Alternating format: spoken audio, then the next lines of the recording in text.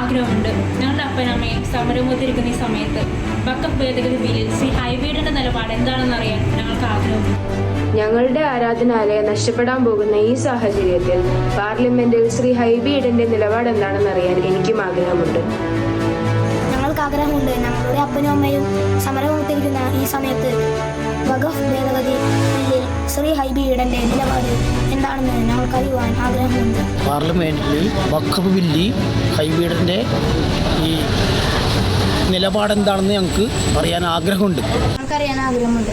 Plus two കഴിഞ്ഞ് വിദേശ പഠനത്തിനായി പോകാനിരിക്കുന്ന എനിക്ക് വഖഫ് നിയമത്തിൻ്റെ പേരിൽ വന്നിരിക്കുന്ന ബുദ്ധിമുട്ട് കാരണം സാമ്പത്തികമായി എൻ്റെ പഠനത്തിൽ വഴിതടസ്സം ഉണ്ടായിരിക്കുന്ന ഈ അവസരത്തിൽ പാർലമെൻറ്റിൽ പാസ്സാക്കാനിരിക്കുന്ന വഖഫ് നിയമ ഭേദഗതി ബില്ലിൽ ഞങ്ങളുടെ MP ആയ ശ്രീ ഹൈബീഡിൻ്റെ നിലപാടറിയാൻ ഞങ്ങൾക്ക് ആഗ്രഹമുണ്ട്. ഞങ്ങളുടെ അപ്പനും അമ്മയും സമരമുഖത്തിരിക്കുന്ന ഈ സമയത്ത് വഖഫ് ഭേദഗതി ബില്ലിൽ ശ്രീ ഹൈബീഡിന്റെ നിലപാട് എന്താണെന്നറിയാൻ ഞങ്ങൾക്ക് ആഗ്രഹമുണ്ട്. പാർലമെന്റിൽ പാസ്സാക്കാൻ പോകുന്ന വഖഫ് നിയമ ഭേദഗതിയിൽ ഞങ്ങളുടെ MP ആയ ഹൈബീഡിന്റെ നിലപാട് എന്താണെന്നറിയാൻ ഞങ്ങൾക്ക് ആഗ്രഹമുണ്ട്.